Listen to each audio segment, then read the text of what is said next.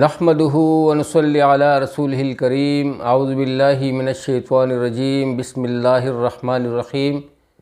Dear viewers, السلام علیکم ورحمۃ اللہ وبرکاتہ۔ سدا خوش رہیں اور ہمیشہ پھولوں کی طرح مسکراتے رہیں، آمین ثم آمین۔ دوستو، آج کی اس مختصر ویڈیو میں ایک بہت ہی قیمتی عمل آپ لوگوں کے ساتھ شیئر کرنے والا ہوں، اور وہ قیمتی عمل یہ ہے کہ اگر کوئی شخص یہ چاہتا ہے کہ جب وہ جنت میں داخل ہو اور اللہ سبحانہ وتعالیٰ کے فضل کرم سے اس کو جنت حاصل ہو، جنت مل جائے، اور اس کی جنت میں بہت سارے درخت ہوں، ڈھیروں درخت ہوں، اور اس کی جو جنت ہو وہ ہر قسم کے درختوں سے بھری ہوئی ہو، گھنے درختوں سے، اور خوبصورتی ہو، اس میں گرینری ہو، تو اسے چاہیے دوستو کہ وہ دل کے اخلاص کے ساتھ یہ کلمات پڑھیں۔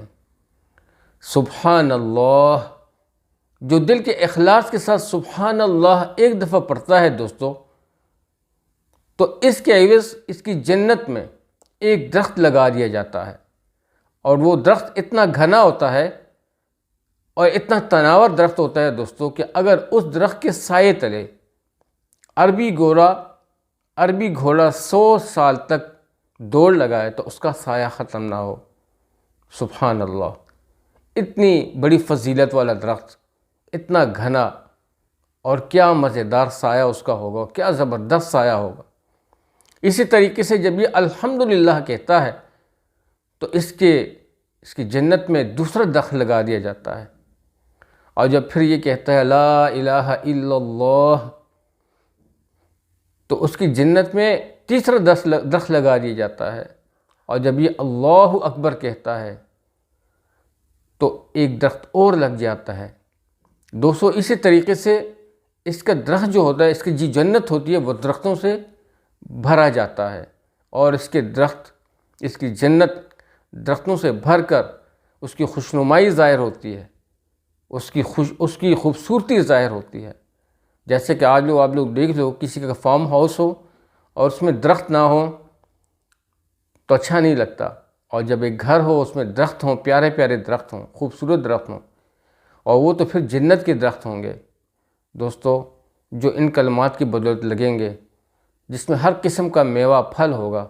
اللہ سبحانہ وتعالی ہمیں زیادہ سے زیادہ اخلاص کے ساتھ ذکر اللہ نصیب فرمائے کہ ہم دل سے کہیں سبحان اللہ، الحمدللہ، ولا الہ الا اللہ، واللہ اکبر۔